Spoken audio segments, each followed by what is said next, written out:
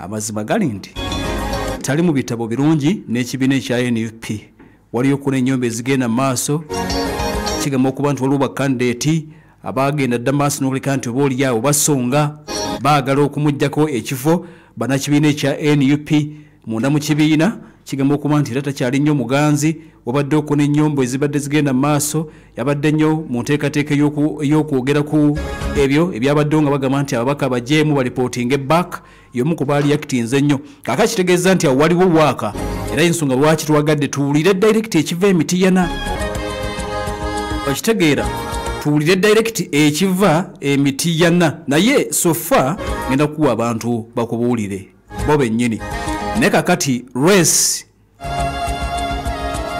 eyimiridde bweti bano wamanga be baliwo Joyce baagala wa kibiina kya NUP anaagenda ne yeetonda oba teyeetonde tetumanyi bamuyita yeetonde ennaku 3 Joyce anaagenda oba anaakuba nti be Faustina wali bamuyita Fausta Bitano wa NUP teekako eri ebitaano oyo naye wali wa NUP Nabbosa Mukisa Prose ono yakuba emiggo jjuzi mu kalulu ke Kawempe naye wali y'omu ku baafuna emiggo emiyitirivu naye wali era kigamba okuba nti emiggo egyo gyamwongera akalulu omanyi basobola okukuba kibooko enkya n'oyingira mu paalamenti nga mbooko ng'akalulu k'ofunye bakayita mbooko kakati ono yafuna kibooko mu kalulu ke Kawempe ne kamuwanikamuko embooko ezo zamuwanika somehow kakati waliwo munnakibiina kya NUP omulala ate nga naye foot soldier bamuyita Natukunda ku Lusuumu naye agamba nti nange wendi kakati ekibiina kya NUP kitegeeza nti kijja kubaako gwe kirondako omu ku abo oba oliawo batunke mu kalulu kakati akalulu kano era kalimu minisita w'ensonga z'ettaka Judith Nabakooba gwe baawangula luli akomye waali kadi y'ekibiina kya NRM ajagala ne Sumaya Nakayiza baagala okulaba nti ababiri abo Sumaya Nakayiza ne Judith Nabakooba kubaako omu wagenda maaso n'okuleka nti bawa kaadi kakati be babakyala abali mu lwesi y'Emityana naye kakati awatali kulya z'amaanya nze sina kyengenda boogerako kirala kankuwa abatuuze b'Emityana bennyini nga bakubuulira ddala kyekiri ku ground mizaani ku ground Muterevu twagala tutunulira oboolyawo ate ku ludda olw'omubaka omukyala agenda okuba ng'akiikirira Mityana district nga mu kiseera kino kuliko omukyala Honorable Joyce Baagala ono nga munnakibiina kya NUP naye ng'abeesowodde mu kaseera kano oboolyawo abakategeerekekako kwe kuli Nalubega Fausta Bitano ono nga munnakibiina kya NUP okuli Nabbosa Mukisa Prosi ono naye munnakibiina kya NUP ate yo era kuliko n'omubaka munnakibiina kya NRM oboolyawo nga muna minisita Honorable Judith Nabakooba y'omu ku beesowoddeyo okwagala entebe ey'omubaka omukyalo wa Mityana district awo nera twagala okuba nga tutuna tulabe wankizo kibbo gwe balaba ayinza okubakiikirira taata amanya Kikomeko Musa ani kuolaba owenkizo ku ludda olw'omubaka omukyala ku ludda olwa omubaka omukyala eyandibaddemu essaawa eno gwe tulaba nti alimu enkizo ye Nabbosa Minzaani ku ground 226 omukulu amanya Kawuki Robert mu budde bunani omubaka omukyala gwolabamu owenkizo Nabbosa gwe ntegeera kubanga wedde mumanyi bulungi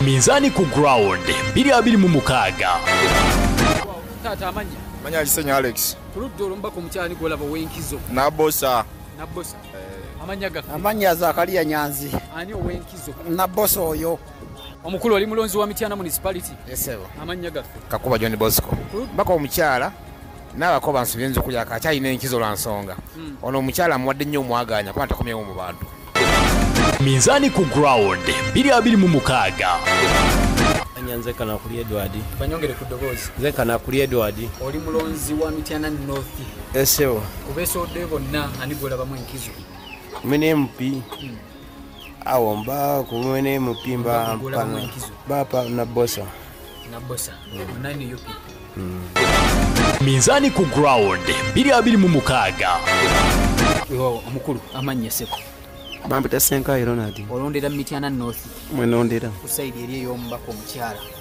gwe nga gwe gwolabamu enkizo Nabbosa taata amanya gafe Kabanda Ronald oli mulonzi wa Mityana North Muterevu bako omukyala Nabbosa Minzaani ku ground 226 omukulu sebo tata amanya nze Swaibu Kamuleke. oli mulonzi wa Mityana North Eso. kubeesa oddeyo ani gwegola bwenkizo omubaka omukyala Omubaka omukyala Nabbosa. Nabbosa.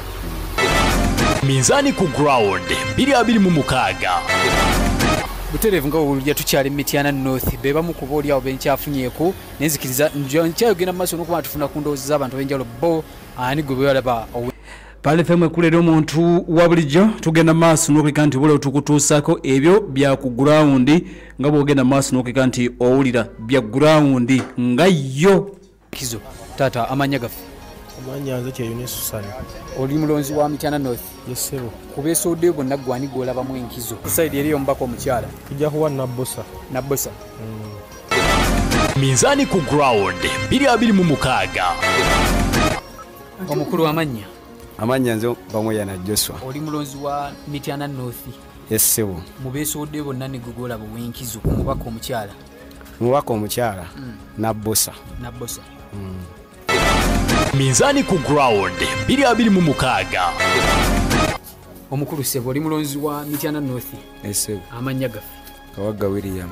kubeesimbyewo boolyawo bavuddeyo bonna ani alina enkizo ku saidi eriyo omubaka omukyala Omukyala oyo sinnasalawo sinnalaba n'omu alina maanyi Tonasalawo. ndi balance. okay. Minzaani ku ground 2026. mukama wange oli mulonzi wa Mityana North Yesebo. amanya gafe Zizinga Festo. banyongere ku ddoboozi Zizinga Festo. mubeesa oddeyo bonna ani gwolaba alina enkizo mu Mityana North ku saidi eno ey'omubaka omukyala Omubaka omukyala ndaba Fausta Nalubega. Fausta Nalubega. Minzaani ku ground 2026. mukama wange oli mulonzi wa Mityana North Iye. amanya Suubugala manza. mubeesa oddeyo bonna ani gwolabamu enkizo ku saidi eriyo omubaka omukyala Mbaka omukyala. Go ani Nabbosa asobola. Nabbosa. Minzaani ku ground 2026. mutereevu yagambye Nabbosa. mukama wange oli mulonzi wa Mityana North amanya gafe Amanya mbazira iva. mubeesa oddeyo gwani gwolabamu enkizo Mu bakazi mu basajja. ku mukyalo wa district Ndaba mu 5. 5. Minzaani ku ground 2026. mukama wange amanya Nze Senkandwa Richard Kiyoganyi. Enkizo 5. 5. amanya gafe Amanya Zakaria Nyanzi. olondera mu Mityana North Nondera Mityana North. ani gwolabamu enkizo ku saidi ey'omubaka omukyala Omubaka omukyala. Twandigamba gundi ono kale yandibadde n'abakooba. n'abakooba. Minzaani ku ground 2026. maama amanya gafe Babiri Alisi. oli mulonzi wa Mityana North Yesebo. ani gwolabamu ow'enkizo ku saidi eriyo omubaka omukyala Omukyala tulina Nabbosa. Nabbosa. Minzaani ku ground 2026. Amanya nze Noah. oli mulonzi wa Mityana South Mityana South Sebo. gwani gwolabamu enkizo ku saidi eriyo omubaka omukyala Omubaka omukyala wadde Judith. Judith n'abakooba. butereevu mukama wange amanya Amanya agambe Robert. ku ddoboozi Amanya agange mpitibwa Robert Gambe. bangi abeesimbiddewo ate ku saidi eriyo omubaka omukyala ni gwolaba alina enkizo Mbadde sinaba kubeetegereza bulungi bo. bapima mukulaba alina nkizo ekyabapimapima Kyetegereza kulaba. Minzaani ku ground 2026. Minzaani ku ground 2026 ground wetyo ya mbaka mukyala byetukuwa tebikiikirira bantu bonna kubanga tetubatuukako bonna bisobola okukyuka wabula tukuwa kifaananyi kati bw'owulidde ekifaananyi ekya ground abalonzi bennyini ab'Emityana ekifaananyi ky'owulidde kyekyo ogenda okuwulira era naawe n'okukkiriza okusinza ku by'owulidde nti omukyalo gwe bayita Prose Mukisa Nabbosa alabika nga ground agirina ebitundu bw'ogeraageranya n'ogattagatta n'otuulako ku bino by'ogedde ground agirina ebitundu nga 7. Nabbosa Prose Mukisa ayina ground ebitundu nga 7. Of course wabaawo ensonga endala ezidetermining ani anaawangula naye sofa ground eyaffe Nabbosa Prose Mukisa ogenza okuwulira nga ground agirina ebitundu nga 7. tukujjukiza bulijjo bye tukuwa si byankomeredde. zino ze Minzani Updates 2026. Minzani Updates 2026 ekuleteddwa